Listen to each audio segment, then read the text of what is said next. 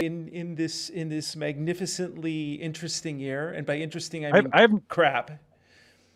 I have no idea what could possibly keep you going in this year. It's the show, man. Honestly, it's hanging out with my wife. So the lockdown has been good. I'm not your wife.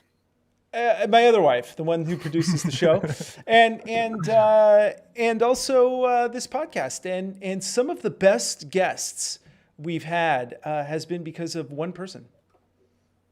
Who's that? Well, actually, I can tell you, but first I'll have to do the intro to the show. Ladies and gentlemen, I'm Andros Sturgeon. And I'm Justin Womack. And we are the Marketing Geeks. That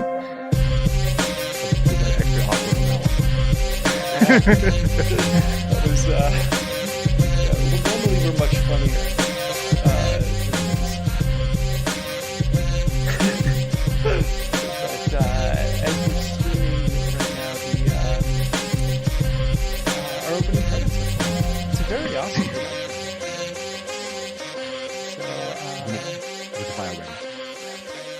All right, ladies and gentlemen, it is time for another episode of the Marketing Geeks. Justin, tell us about our awesome guest today. Yes, today we have Daniel Gefen, and Daniel went from, it sounds like a class clown, where he was jumping on classroom tables and getting detention for wanting attention, getting detention for wanting attention, to impacting millions of people while in his underwear. And you can see he's wearing an undershirt right now if you're watching the live stream.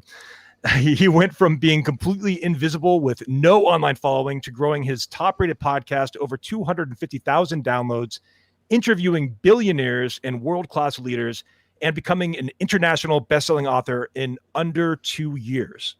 So after being pitched hundreds of times by lazy PR agencies, he launched Gefen Media Group, one of the first podcast booking agencies, and helped influential authors to sell hundreds of thousands of books by getting them onto top-rated podcasts. And now that he's seen a gap in the market for people who can't afford to hire a booking agency, he's launched his own platform called Podbooker, which is for guests and hosts that want to easily connect. So Daniel lives in Israel with his wife of 13 years and 5 little rascal kids. So please welcome to the show, Daniel Gefen. Daniel, how are you today? Yeah. Woo. Almost 14 years, by the way. Wow. Almost 14 years. Yeah. Wow. Good for you, man. I don't think I've had a plant that's lived that long.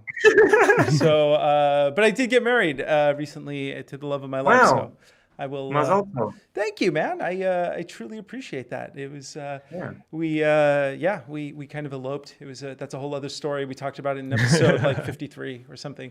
But enough about that. I want to hear about you. So Daniel, man. I want to bring this up. So I mean, you brought us some of our most well-known guests onto the show over the last year or two. So we've kind of had a working relationship, but this is the first time we're actually meeting face to face. So this is, as the audience is listening to this, we are getting to know each other.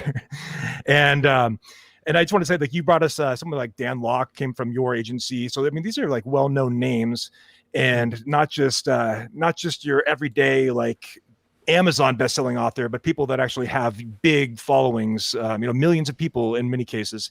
So tell me, how did you kind of get into this, and when did you discover podcasting as kind of the focus of your business?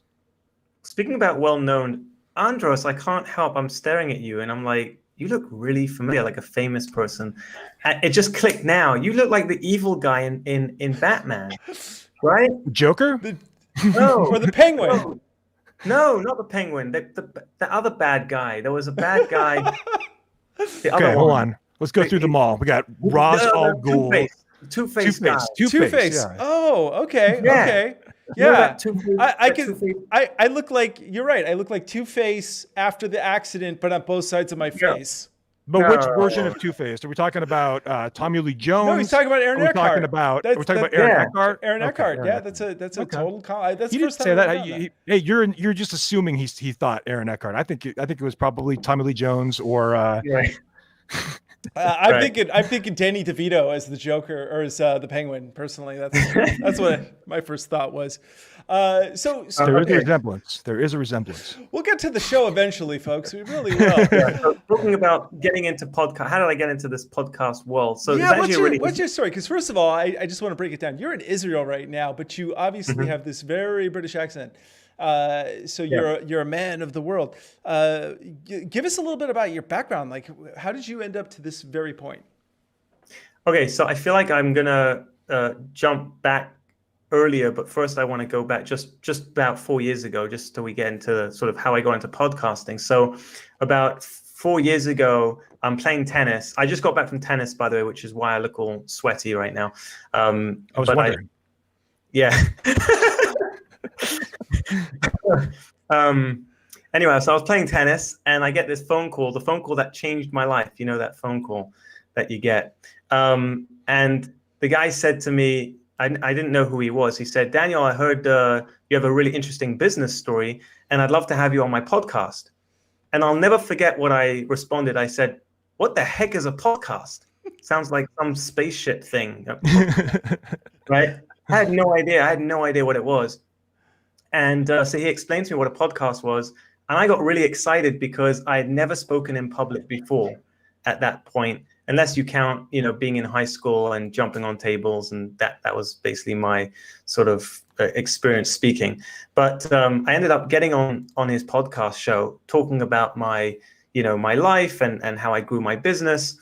And at the end, he said to me, well, Daniel, thank you so much for being on the show. That was incredible. I said, well, this was amazing. Thank you for having me on the show. But I'm sitting there in my pajamas staring at my bedroom wall. And I'm thinking, am I just talking to this guy? Like, who's listening to this, right? So I said, well, how many people are listening? And in my mind, I'm thinking, maybe he's going to say 20, 30 people. So when he turns around and says, Daniel, around over 1,000 people, I fell off my chair. I'm like, what? What are you talking about? Are you serious? No way. There's no way there's 1,000 people listening to me. I mean, you take some of the biggest speakers in the world, they get up on stage, and if they've got 1,000 people in the audience, that's a packed crowd. I'm this nobody guy who has, just to give you context, 4 years ago, I had no online social media. I mean, my wife had a Facebook account because she posted pictures of the kids, which I never understood, but I didn't have any social media account.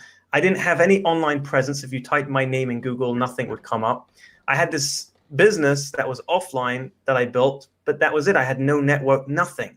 So for me to have 1,000 people listening to my story was incredible. It blew my mind. And so I said, I need to get into podcasting. I said, where are all these people? And he said, well, they're all over the world. I said, what? And he starts listing all these countries. Some of them I didn't even know existed, right? So I decided, okay, I'm going to start my own podcast. So 2 weeks later, I started Can I Pick Your Brain? I decided I'm going to pick the brains of some of the most successful, business entrepreneurs in the world. There were only two problems. Number one is I didn't know any successful business people, right? So I didn't know how to get guests. And number two is how do I get people to listen to this podcast, right? So that's when I had my aha moment where I thought, well, hold on a second. That guy had over 1,000 people listening. So why don't I just get on lots of other podcasts and then just talk about my story and then also talk about my show, and hopefully I'll attract people to listen to my podcast, right? So in other words, instead of trying to figure this all out myself and build up an audience from scratch, I don't know how to do this. I'll just leverage other people's audiences. They've done the hard work. So it was like daylight robbery. I'd go on people's podcasts and just walk away with all their, their listeners. It was like, this is fun. Right? They're spending all this time producing, editing, doing all the hard work, spending years building up an audience. I'm coming on as a guest. I'm not paying any money. It's free. And so within a very short period of time, I think it was in less than 2 years, my podcast hit over 250,000 downloads, became a top ranked podcast on iTunes, and then ended up just interviewing some incredible guests, including billionaires, the smartest man alive, the US memory champion, the leading hostage negotiator for the FBI, wow, and a whole list of other incredible guests. So that was the first part of the story. The second part of the story is before you get into the second part here, I just want to bring up a few things here, because you talked about how you got an audience of 1,000 people on the first show that you were on, and how the speaker, some of the most successful speakers in the world, if they have 1,000 people, that's like an overflow audience. That's a huge audience. And I come from the seminar world, and I could tell you that for rooms of like 100 people or up to 300 people, speakers, if they're are often paying 5-figure sums to have the opportunity to speak to those 100 to 300 people, just because that's a very qualified audience. Now, that is in person. There are some advantages to that. However, podcasting provides a similar opportunity without the 5-figure cost behind it to get in front of that same audience.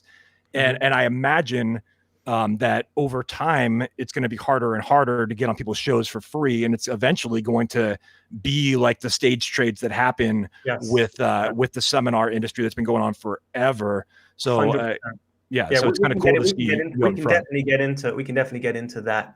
That's a very interesting point you bring up, for sure. And the other thing as well is that I'm a father of 5. So, it's not easy for me to travel, right? I want to be home. All of my kids are under the age of 12 right now, right? So for me to travel around the world and get on stages, it's just not practical. So the fact that I've been able to get on podcasts all over the world and literally speak to millions of people without leaving my home it's incredible. And COVID has accelerated the virtualization of conferences at a exponential rate.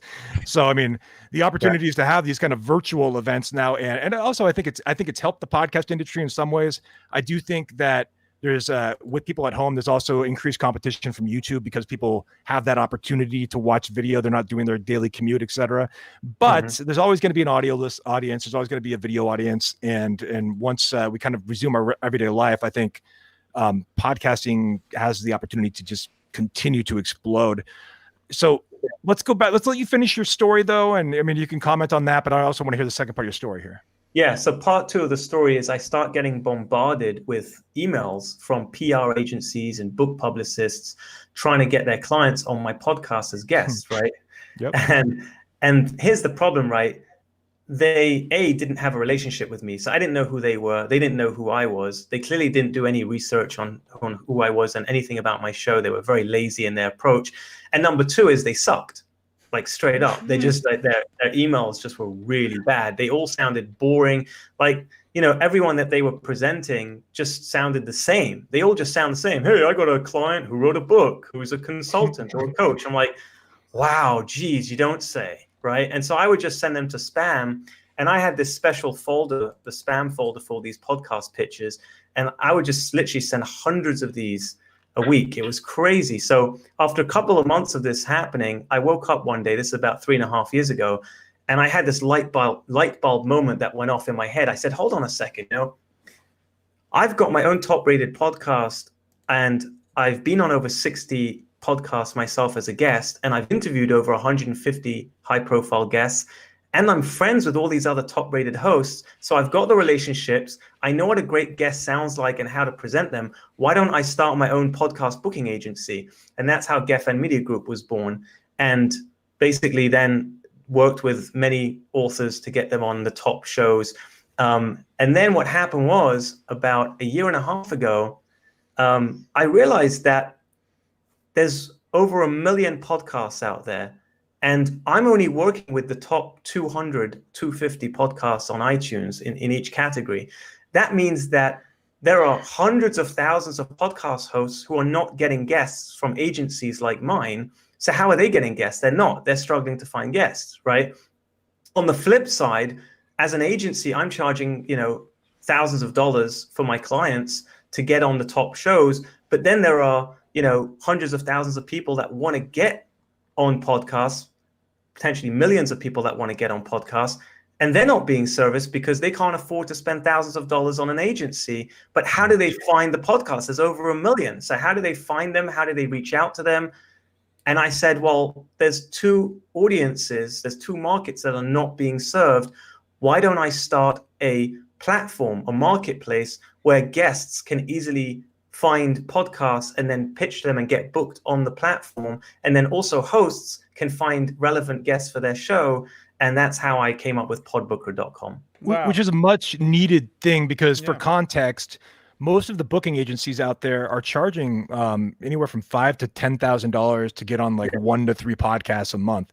So there's the ones that I've kind of looked into anyway. They're charging pretty big bucks to get booked on podcasts. So some of our guests have probably paid to be on our show. They just haven't paid us. They've paid somebody else to be on our show, which is I always find kind of interesting and funny, but it's likely true. Well, actually, I know it's true because I know that some of those agencies are doing that. No one's ever paid us, man. Yeah, they don't pay us. They pay the booker. Yeah, that's right. Yeah. But yeah, Andros, were you gonna say something? Well, I was just curious. So during all of this, I mean, obviously, podcasting has to be a labor of love on some level because you're never going to make money from doing that, but you can make money from your podcast by getting notoriety. But what were you doing during all of this? I mean, did you start making a living from this kind of right away, or did you have to have a side hustle during this whole time? Yeah, so great question. I would say the first 2 years of building up my podcast, I didn't make any money. And I remember all of my friends and family were like, Daniel, wow, I love your show. It's so cool that you're getting all these big guests, but are you making any money from it? And I would hate that because I'm like, no, I'm just enjoying myself. And this is something I love to do. And I'm building up a huge network. My network today is worth a lot, right? Think about all the doors that I can open and I have opened through the podcast. But it's when I started Gefen Media Group, that's when I became, I started making money and I made good money and still do today with that agency. I had a business, thankfully, that I managed to scale up and I got it to a point where I didn't have to be involved in the business anymore because I just got too, lazy and outsourced everything. So they said, that's a good thing. Don't undersell that. Right. No. Right. Yeah. And by the way, to your point about podcasters not making money directly from the podcast, so that's going to change. Like that's going to change for sure. And I urge people that are going to see this or listen to this, if you're thinking, I don't need to get on podcast right now, maybe I'll wait. Please, for the love of God, don't wait because you're going to kick yourself in the tuchus, which means backside in Hebrew. So don't do that. And the reason why is I'll give you an analogy. Do you remember when Google, it was easy to get up on SEO? I remember my first company, I hired a couple of Indians in India to do a few backlinks, and I was like ranked on the top of the first page. The phone was ringing off the hook. It was a joke. Like it was raining money back then because there were not that many people doing it. And then as more people started crowding the market, it got really expensive. And then you had to pay, thousands of dollars a month for an SEO agency to work on your website. And that didn't even guarantee you getting on the top rankings, right? Those days are gone. But boy, oh my goodness, those were good days. And then what happened with Google Ads? Same thing. 10 cents a click.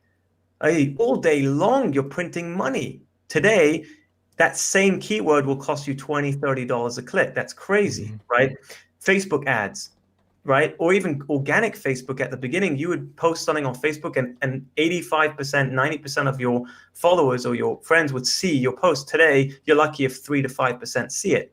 Facebook ads also really expensive. Well, I'm telling you right now that today, podcast is free, right? I'm not paying to be on this podcast right now, which means I have free access to all of your listeners and I haven't paid you any money. But that's going to change because we're going to send you a bill. That's why. Now that you're talking about it. Now that you're saying this out loud, you should have kept that inside. Yeah. So I don't know if you know John Lee Dumas, who he was on we our had him on the show. show. We had him on the show. Yeah. Okay, so John used to charge nothing to be on his show. I got my clients on his podcast. He has a very large following, but it was free to be on his show until around, I don't know, six months, maybe a year ago. Yeah. He charges. Do you know how much he charges for a guest now? For one guest, 10,000, I think. I think it's gone up. It was originally it was $3,500. I don't know if he's put the price up. I wouldn't be surprised if he has. Last time I checked, it might be 3,500 still, but it's a significant amount of money. Yeah. $3,500 to be on one podcast. Now, there's a lot of other podcasters that I know that they don't have as big as a following as John does, but they're charging $500 to $1,000 a podcast. Now think about it. If you're getting on 10, 20, 30, 40, 50 podcasts, even if each podcast host was charging $100, $200 for the smaller shows, it's going to cost you. It's going to add up, right? So you want to be taking advantage today while right now the market's wide open and it's totally free, right? But that's going to change. No question about I it. was just reading that Spotify has bought yet another free streaming platform, and they're snapping them up. They own Anchor. They own this other one they just bought for like I think it was like Joe Rogan and a half that they paid. Yeah. Joe Rogan. They bought a sports network called The Ringer. Yeah, which was a very expensive one too. I know exactly. They spent $500 million. They spent $500 million so far investing in podcast apps, and they got Joe Rogan an exclusivity deal for $100 million. Yes, and on top of that, Amazon now has entered into the podcasting realm, and they've bought the domains podcast.com and podcasting.com, which now forward directly to Amazon, and you can listen to the shows now on Amazon Music or Audible. So we just got our show on Audible like a week ago.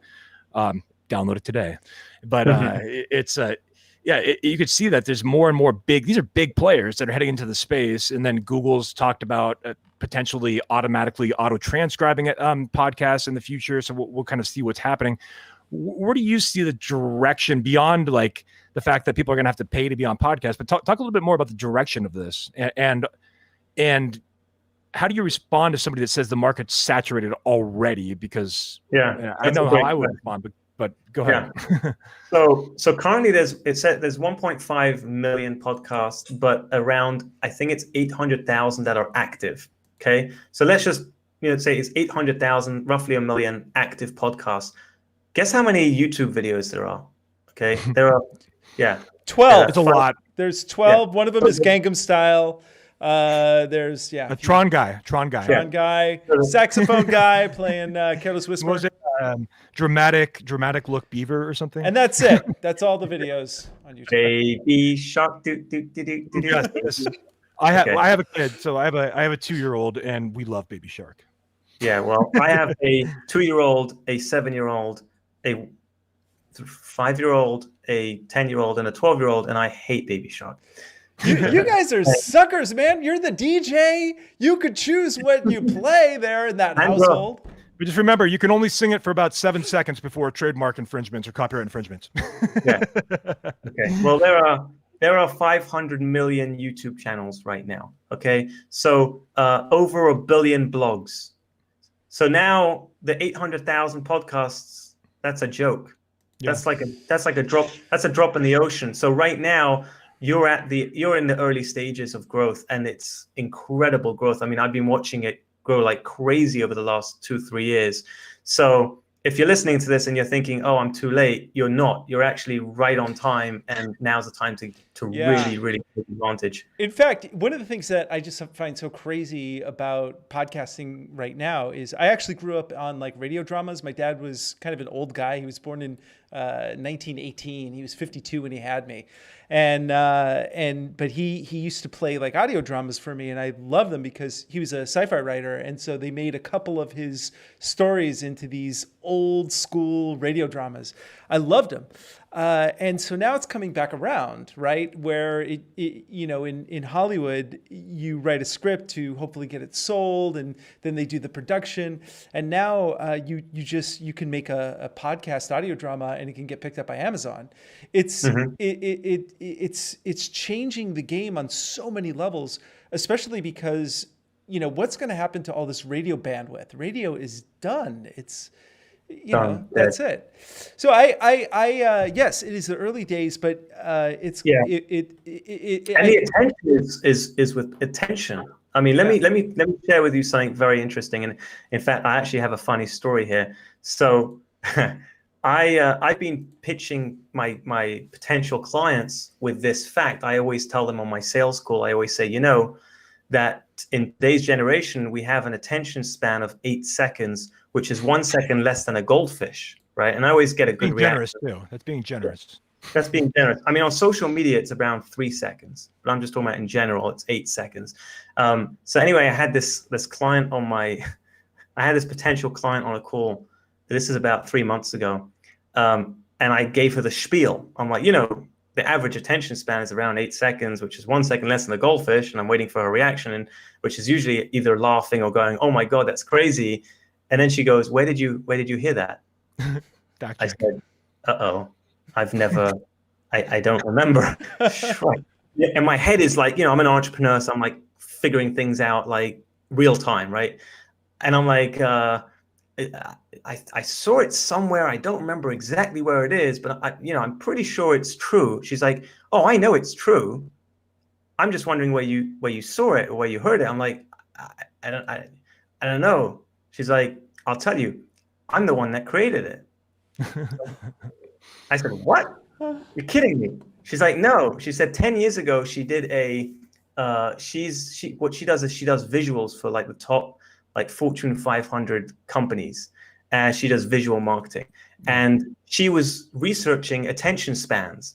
And she was, choosing between whether she should do the cat, which has a 12-second attention span, or the goldfish, which has a 9-second attention span. And she went with the goldfish. And that became her thing. And I've been using it for the last, 3.5 years, selling my agency, because what I do is I contrast that with podcasts, which is that over 85% of people that listen to podcasts listen to the whole thing from beginning to end. And the average podcast is 45 minutes long, right? That's an insane amount of attention today.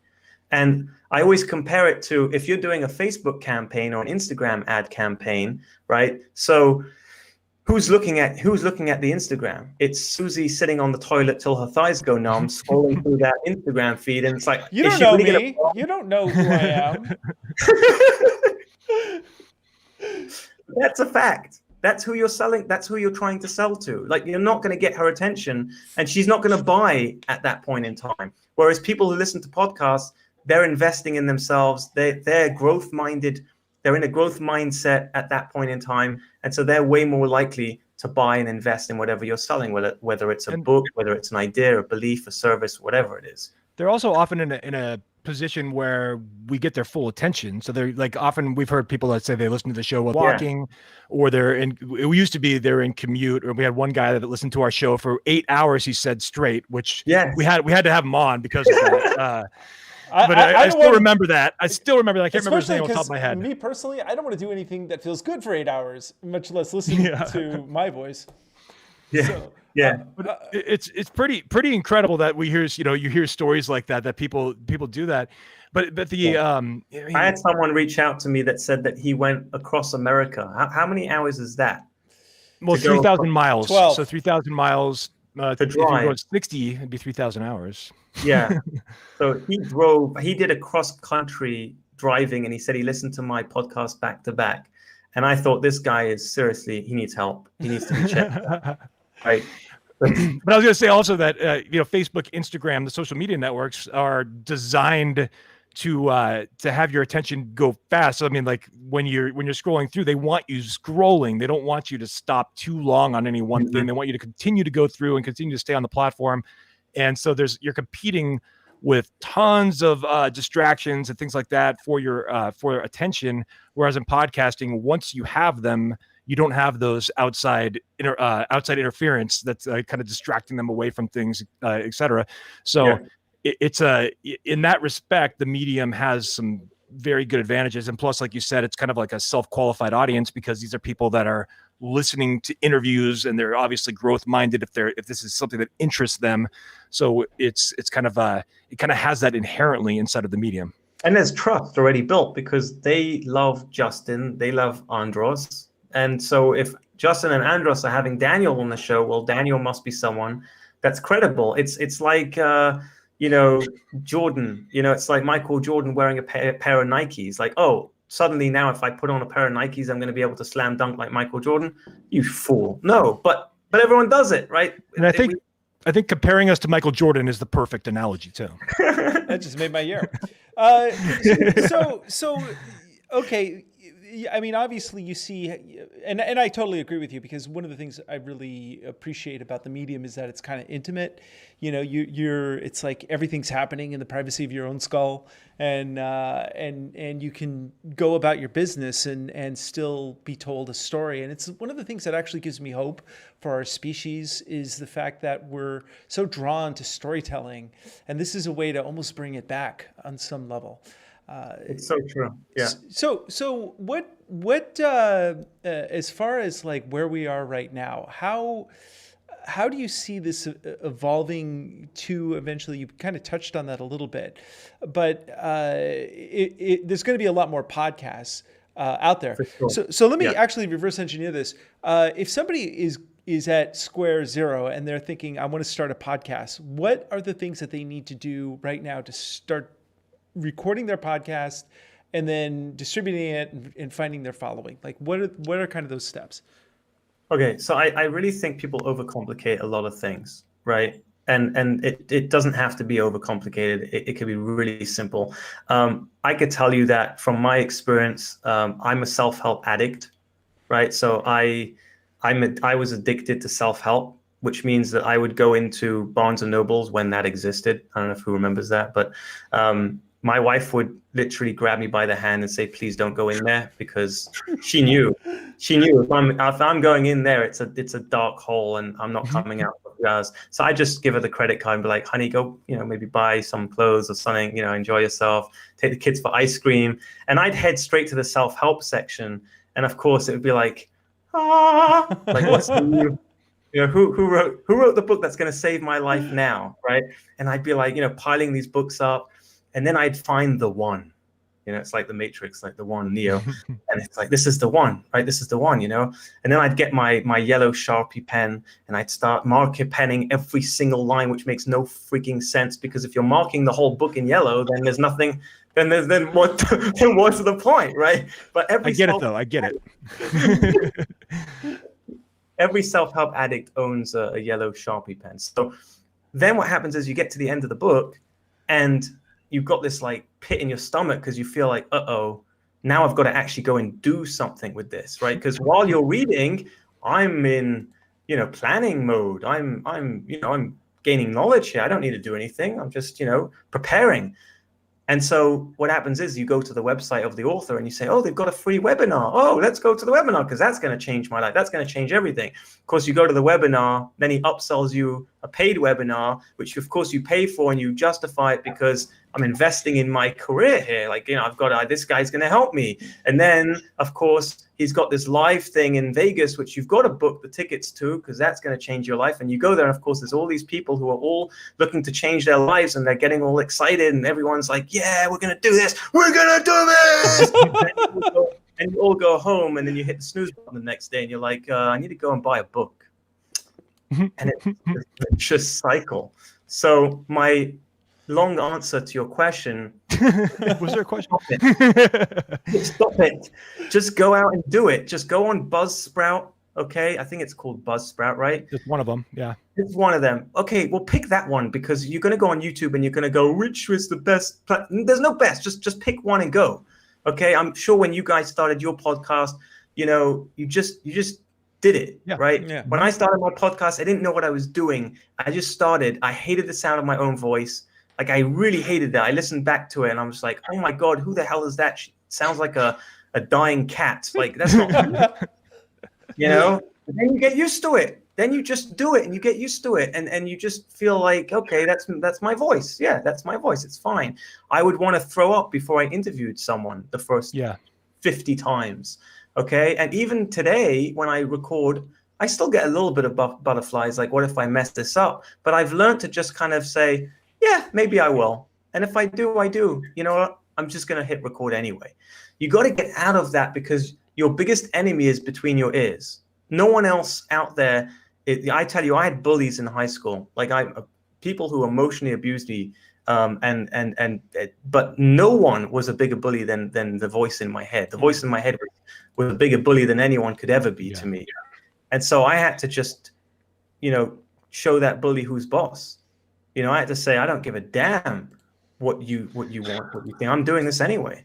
And I think you're hitting really important points there that, I mean, just take action and like imperfect action. And that's much better than trying to learn everything up front. And you just kind of learn and you pivot and you adjust as you go and you make the changes.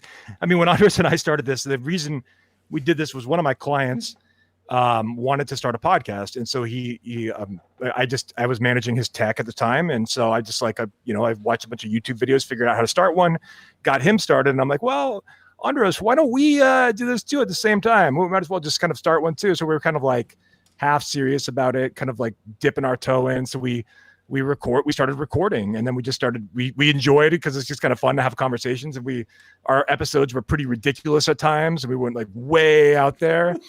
But over time, then we started, because this was almost 2.5 years ago. Over time, we booking agencies and PR companies started reaching out to us, kind of like what you said. And then I think we did about a year of just Andros and I bantering episodes.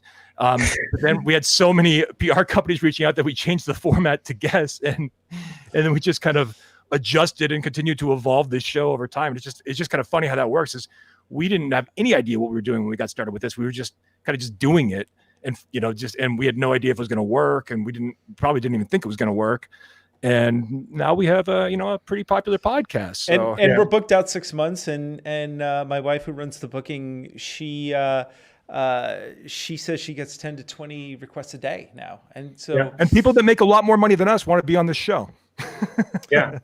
Well, listen, it just goes to show, people want to get on podcasts now. It's because it's so easy. And I'm telling you, you got to get over the fear. If you go on, there's 1 million podcasts. So if you screw up on 20, no one's going to just keep going. Just keep getting better at it. You're going to, I have a friend who plays the flute.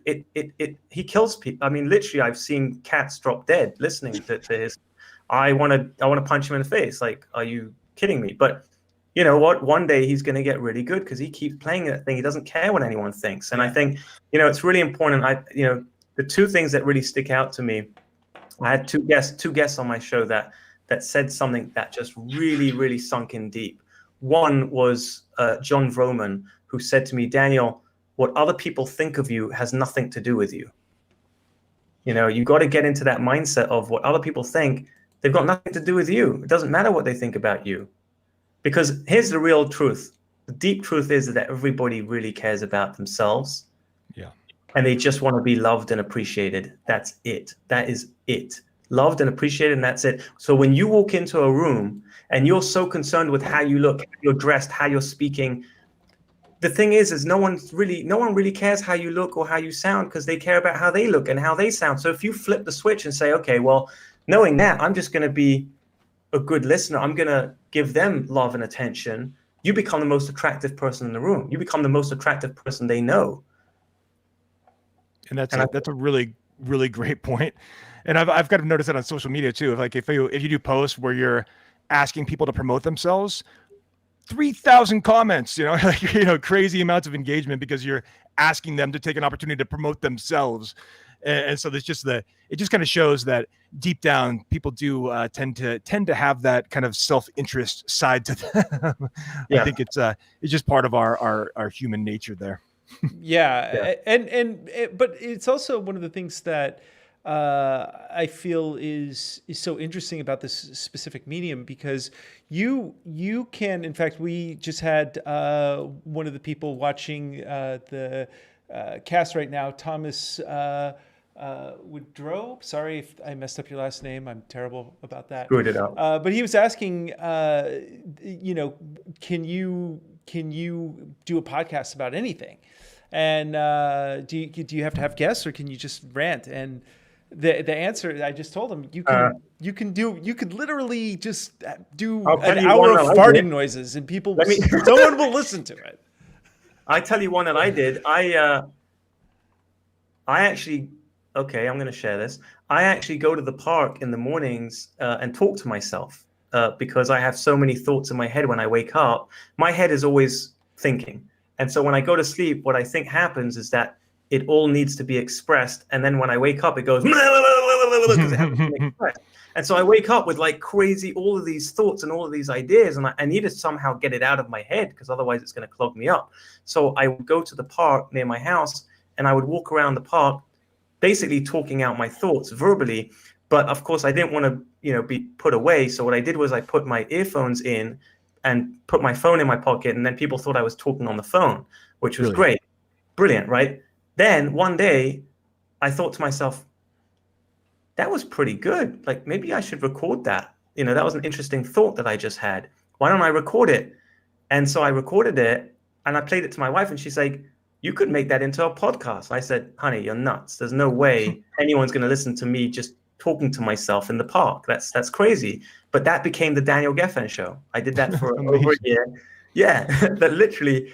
And you can hear the birds in the background. Here's the thing. People say, oh, I don't know if I can start a podcast because I don't know what equipment. Forget the bloody equipment. I used earphones, regular Samsung earphones. I plugged it into my phone. I hit record. That was my podcast. I did over 100 episodes with the birds in the background. There was one time this guy who was mowing the lawn, and I was like, oh my God, he's ruining my episode. But whatever. I'm like, I made a joke out of it. I'm like, hey guys, sorry, someone's mowing the lawn today. And do you know how many people wrote to me saying, Daniel, I love your show. It's so raw. I love to hear the birds in the background. Even the lawnmower, it sounds so real. And that was all it was. It was me 15 minutes just talking out my thoughts, and people loved it. And when I ended it, I had people writing to me saying, Daniel, why did you end it? That was my morning. I would listen to you every morning, So if you're listening to this, like, please, just enough with the excuses. Just go out and do that. Just get out, start your own podcast, start getting booked on podcasts, get used to being a guest on shows, because that's what's going to get you out there, and you're going to be sharing your story, and you're going to figure out your message as you go along. I didn't know what the heck I was talking about at first. I probably still don't. I'm probably going to listen to this, in a year from now and just be like, oh my God, what the heck? Like someone says to me, should I read your book? I tell them, no, please don't, because I wrote it 2 years ago and it's a joke. Yeah. That's the main thing that I find so interesting about podcasting also, is that nothing you can do is wrong. You can't screw it up. The worst thing you're going to do is really the worst thing in the world that will happen is you do a podcast and somebody listens to it and they go, this sucks. And maybe they leave a 1-star review and go, this sucks. That's unsubscribe. That's the absolute very worst things. But if you're consistent, if you're consistently, you number one, you will get better. And number two, you're gonna get your groove, and listeners will start listening to you. And it's a trip. It's kind of a trip. Yeah. I just want to say I love that. I love that you basically did a stream of consciousness podcast and turned it into something that was viable and popular. Yeah. And the other thing I wanted to, we talked a few times about like how we kind of suck in the beginning and we get better. So there has to be like a bit of a willingness to suck in the beginning. And I think it was John Lee Dumas that said that the reason that he created a daily podcast that he was doing every single day was because he knew he was going to suck, and he knew he'd have to do so many reps to get better at it. And that's exactly what he did, except he did it for like 5 years every single day. So now he's done thousands and thousands of podcasts. So what you're listening to now is not the same as when you listen to episode number 1. Yeah. And it's often crazy if you go back and listen to people's early episodes. And some podcasters have the philosophy they want to delete them and, or add a caveat or something to them. But I mean, I like that we've kept ours the way it was as originally recorded, and it was kind of crap, and that's okay. As Jake, and by the way, you mentioned like what's the worst that can happen. Let me tell you what the best that can happen. I one day I got an email from someone, a total stranger, never met him, and he says, Daniel, I just want to let you know that I was considering taking my life this week. Wow. Things have got really bad in my life. And I stumbled upon your podcast and I heard your story. And he said, and I'm gonna turn my life around. You gave me hope. You gave me hope. And I kept in touch with this person, and he started his own podcast. He wrote his own book, and now he's going around speaking, and unbelievable. And I'm telling you, when I read that email, I had tears running down my face, and I said, it was worth me going on podcasts and creating my podcast and doing all of this just for this one person. Can you imagine what it's like to save a person's life? We have absolutely no idea. But you don't know when you go on a podcast, whether it's launching your own podcast or being a guest on other people's podcasts to share your story, you don't know who's listening, who's going to resonate with you, and it's going to shift their life. And you may never know about it because that guy might not have sent me that email. Thank God he did, and I'm very grateful that he did. And I don't know how many people I've impacted that haven't reached out. But it's, who cares about the guy who sent me an Amazon review and said the best thing about your book was the title. I don't like, okay, that hurt for a few hours, days, months, maybe. But I got over it. It's like, okay. But then you look at the guy who says that the book, really, really helped them, and they started their own business, or they did, they took on. Perspective matters. Perspective makes a big difference. Yeah. Well, I want to ask you now. I want to get into some practical stuff. Real here. quick, just before we move on, one of our listeners wants to know. You had 100 episodes. How many listeners did you end up having per episode? On that show, Daniel Gefen show. Yeah. So that one, I don't know exactly. I think there were definitely, I think it was like 5,000 to 10,000, something like that. But it wasn't as big as my Can I Pick Your Brain show, because obviously there I've got guests. It's a whole different, you're sharing, my guests share my podcast with their audience. So it obviously that's why a lot of people, when they say to me, Daniel, should I do a solo podcast or should I have guests? I always say have guests, even if you do both, meaning you can have your solo episode once a week or twice a week, but definitely have guests, because two things. Number one is every guest you have on your show is a potential open doors to their whole network. Like, the people I've had on my show, I've networked with, I've done business with, I've got referrals from my companies. I've had an investor through a guest on my show. I've had a business partner through my show. I've had clients through my show. I've had referrals. So that's number one. Number two is when they share the episode with their whole audience, now you're getting exposure to a whole nother audience that you wouldn't have.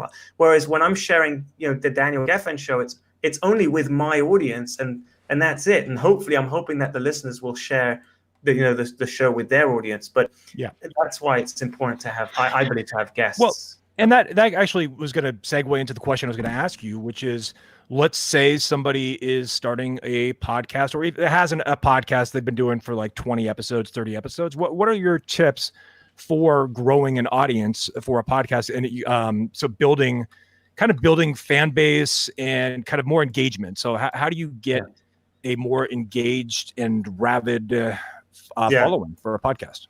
The short answer is to go onto podbooker.com. that's the obvious, right? That's the obvious thing. No, but in all seriousness, like seriously, for me, I scaled my podcast just by getting on other podcasts. I did nothing else. I didn't do any Facebook ads, any marketing, nothing besides for posting organically in my social media account, which is basically Facebook. I don't have Instagram. I don't do Twitter. I don't do anything else. So Facebook was the only thing that I did, and I don't think I got many listeners from there. It was all from being on other podcasts. That was it, hands down.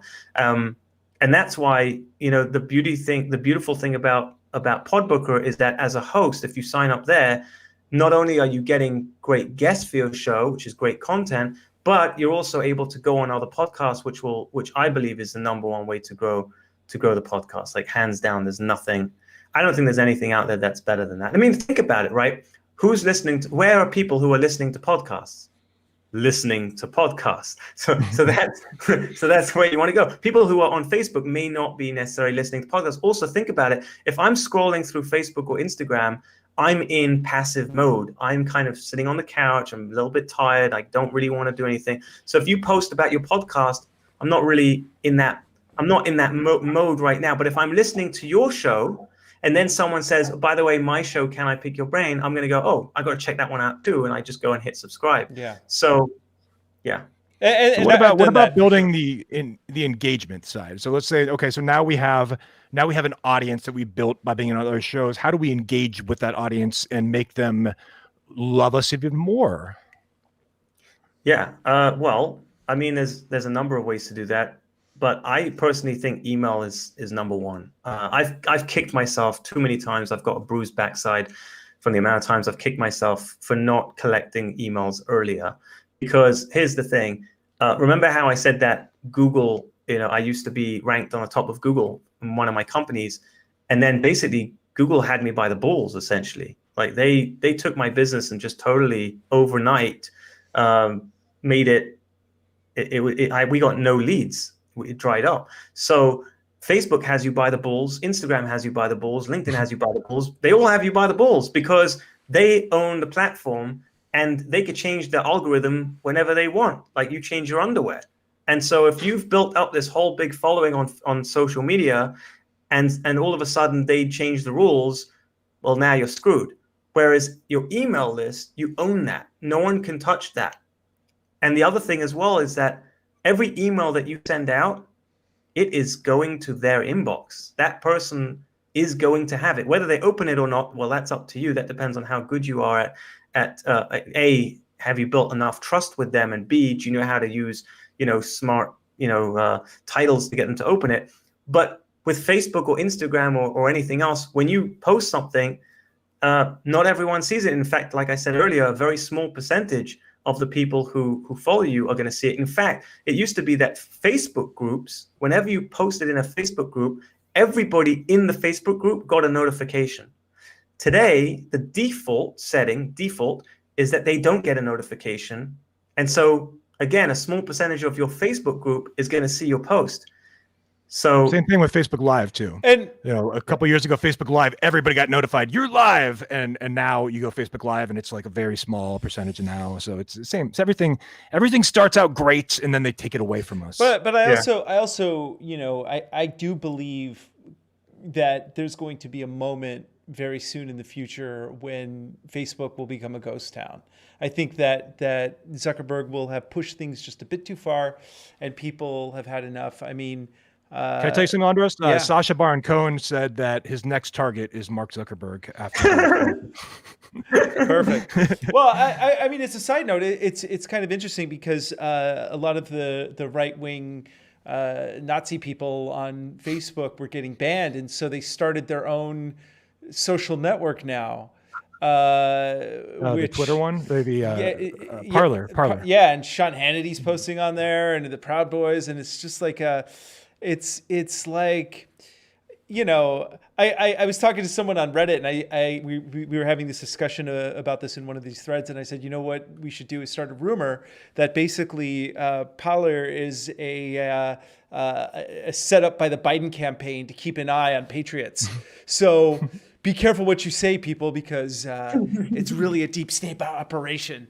But I mean, honestly, Facebook has become a hellhole, and I started talking a lot of shit about Facebook on the podcast, and then at some point they locked me out of my account, and now I'm like, still hasn't responded to our emails either to be on the show. Yeah, I'd talk less shit if he would agree to be on the show. So Zuck, if you're listening, I know you are.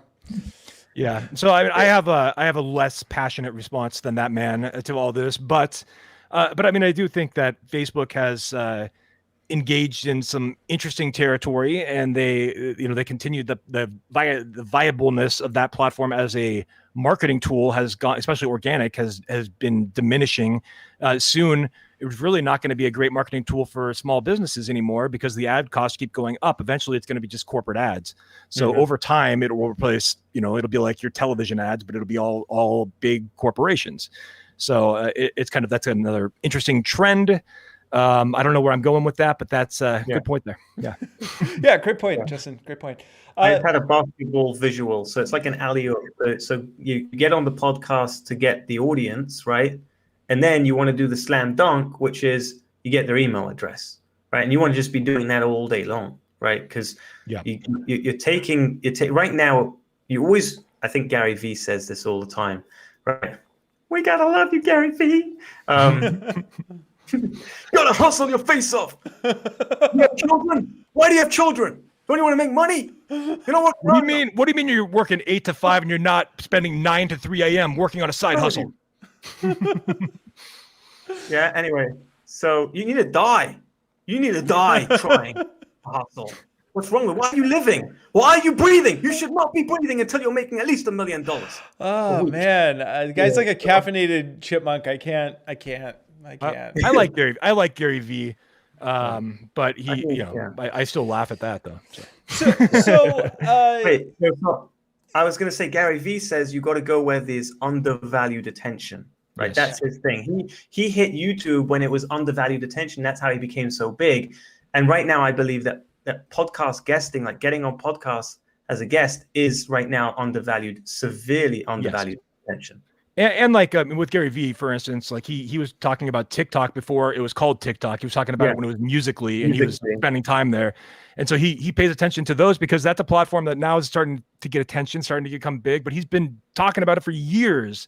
And so he's been well ahead of everything. And podcasting is another opportunity like that. We're in like the second inning, third inning of the podcast growth. I remember back in 2010, I said this before, that when I was thinking like YouTube, it's too late to get on YouTube in 2010. It's too late. It's already like there's too many channels. It's just too late. And now I look back and like, what was I thinking? Like that was a big opportunity. It just didn't feel like it at the time.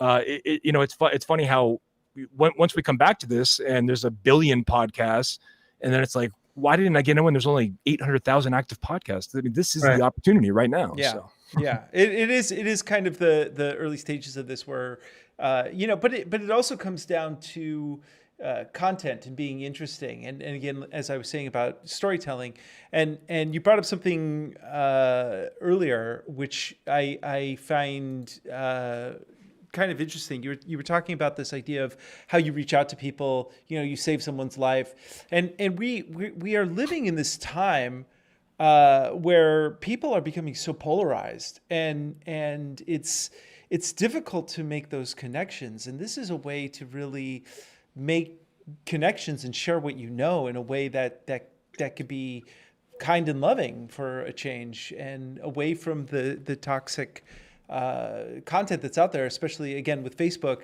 It's like I post like a picture of my kid, and the next thing I know, in a few minutes, they're talking about killing, Biden supporters. It's bananas, It's just like I just wished you a happy birthday, man. Like, okay. But the natural evolution of the conversation. Right? Yeah. So I mean, so one of the things I really love about this platform is the fact that you can really shape it to be anything you want, and share concepts that you don't know where it's going to land. You really don't. In fact, one of the new features that Anchor, which was bought by Spotify, has just integrated is the ability to do a podcast with music.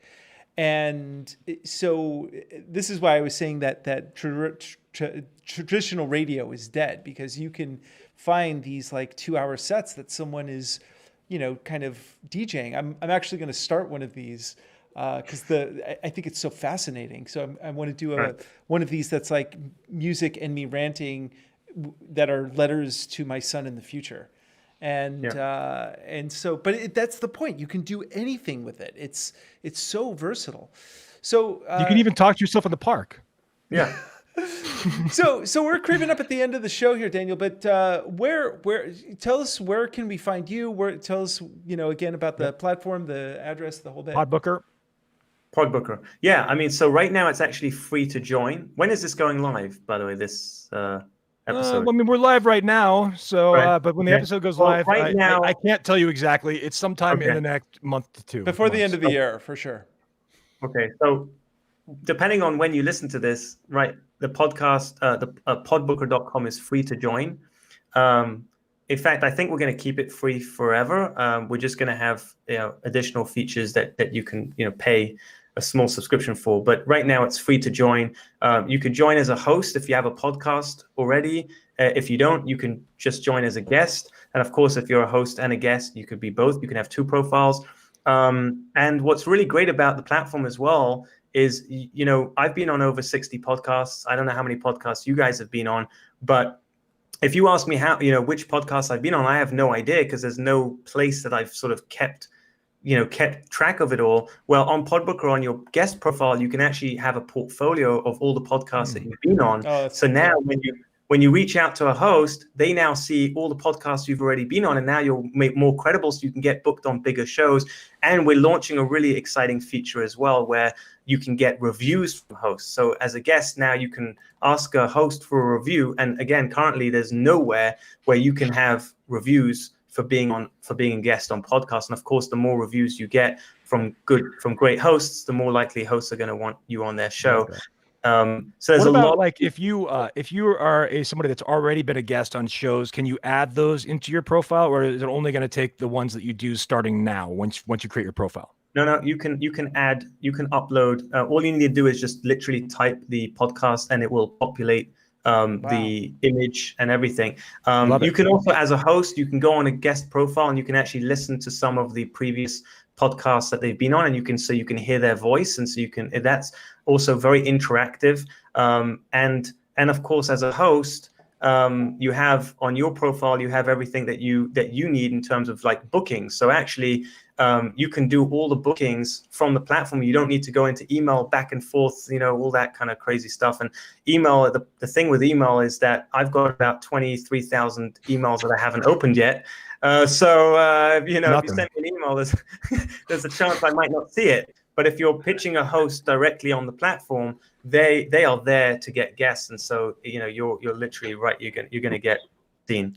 Last question for you is: Can I join as a host and as a guest? Would be yes, you said you could have two. You can have two profiles. In fact, you can have more than one guest profile and host profile. If you have 3 podcasts, you can have 3 podcast profiles, and that's cool. What's that? 500. Let's see, it's reversed, but it's 501,000 unopened emails. Oh my goodness, that's ridiculous. I'm very proud of that. Oh man. Well, I mean, this sounds like a great platform. I'm definitely going on there, and I'm going to have not only my myself, but also my sock account, which it will be Dr. Emil Schofhausen of the Schofhausen Institute. And that's no, I'm not going to do that. That's ridiculous. Oh. But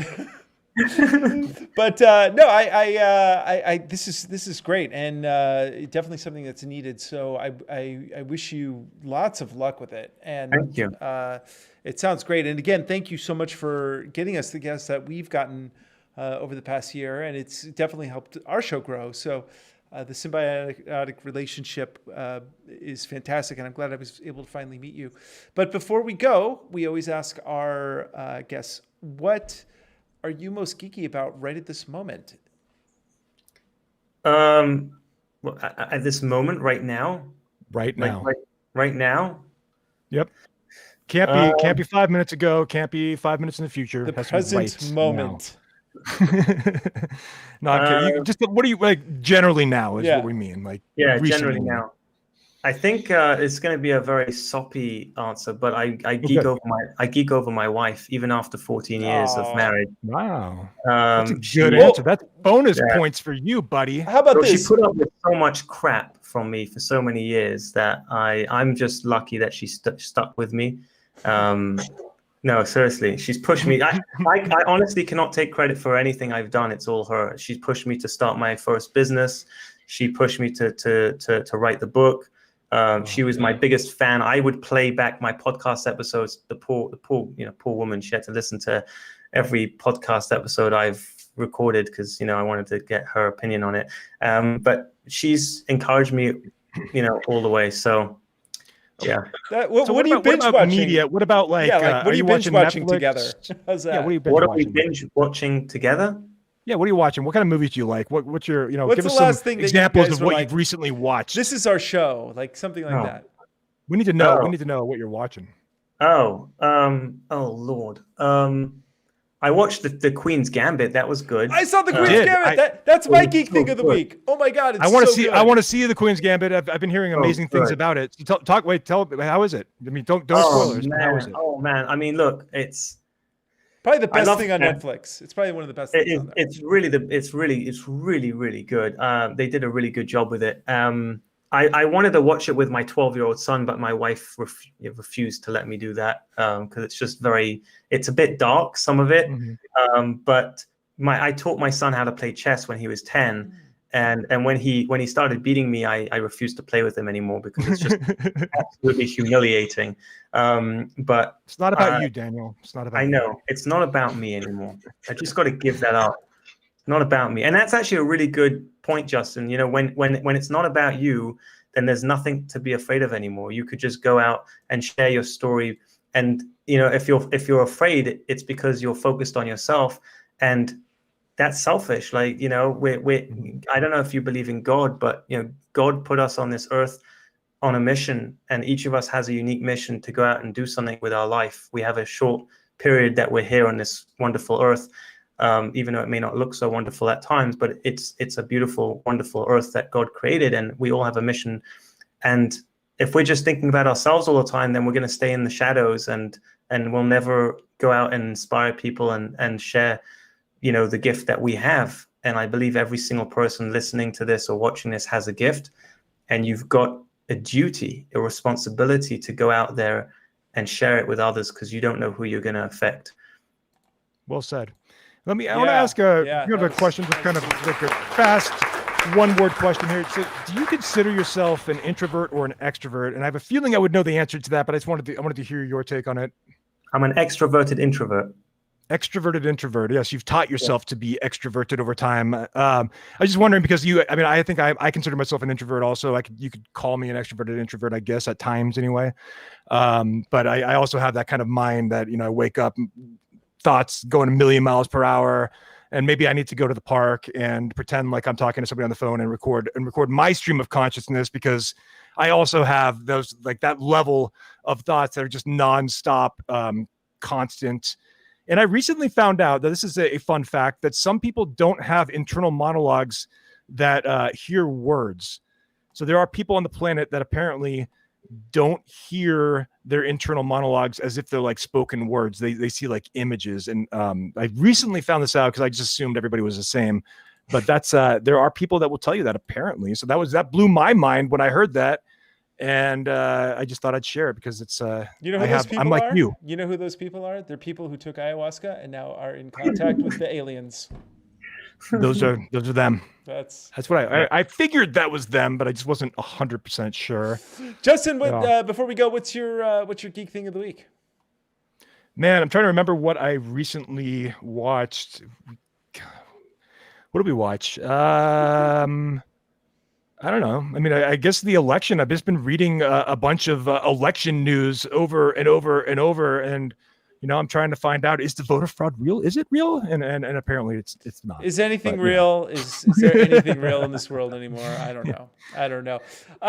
So that's a whole like saga. I don't understand why states like Arizona, to 8 days after the election have still not finished counting ballots. I don't understand, because you know, back in the day we used to do that in a single day. Because so I don't understand why, but yeah. All good. Anyway, it's bananas. What do you think? You're in Israel. What do you think of the U.S. elections? Oh man, you don't have to go there. I'm very thankful to be living in Israel. Yeah. Good answer. But you know, I have to say there is something better than the Netflix documentary that I mentioned earlier, the Queen's Gambit, and that is the greatest Netflix of all time. Is this whole debate and elections. It's like watching real life drama. It's incredible, and it some people might look at it as a drama, some people might look at it as a horror movie, some might look at it as a total comedy. But it's an addiction, man. It's an addiction, though. That's the problem. Yeah. You know what? I am happy that people are finally getting involved with politics. It's the one thing that's happening. Like, people are suddenly paying attention. Like, how the hell did this all happen? Like, what was I doing while this was going on? And like I even told you, Andros, I didn't even know like congressional members' names until maybe 5 years ago or something like that. Like, I followed it a little bit, but I mean, even for me, I really have only gotten more involved in the last 5 years, I'd say. And now I kind of regret it, though, because like, even though I find it fascinating and I have my own opinions and everything, I also realize that I have no control over it for the most part, and I'm kind of wasting my time too. So that is also a thought. I have those two conflicting thoughts about it. Welcome to being an American in the year 2020. But Daniel, if you get out here to the Netherlands, where I am, bring the family. It's beautiful, and it would be awesome to hang out with you. You're in the Netherlands. Is that where IKEA is, or no? That's Sweden. That's Sorry. Sweden. There's Yeah. an IKEA here. We do have. We have one. IKEAs in I'm in California. And we have IKEA with the Swedish meatballs, and they're delicious. Yeah. Oh, those meatballs. Yeah, you know why Gotta love those Swedish meatballs. You know why they made the meatballs? They're very smart, those meatballs, because they knew that women love to shop and men hate going shopping with their wives. So if there's meatballs, then they bring the men. Brilliant. That is Nordstrom did brilliant. something similar. Nordstrom also has a restaurant in there. I don't know what kind of food they have, but Not they meatballs. also have- Yeah. Not Swedish meatballs. Swedish meatballs, something else. Daniel Gefen, everybody, thank you so much for being on the show. I so appreciate it. Thank you again for having the guests that you have on. And we can. You're on LinkedIn, obviously, and then we'll post the URLs. So podbooker.com is the main one. Go check out podbooker.com. Create your profile as a guest, as a host, or both. And for everyone who's watched the live streaming on LinkedIn and YouTube and all the other channels, thank you so much for watching. And we'll have the podcast up in a few weeks. Thank you, everybody. Have a great night. Thank you so much for having me on the show. Yeah, thank you, man. This was a real pleasure. So I'm gonna stop this. Great, man. That was fantastic. Are we off the air?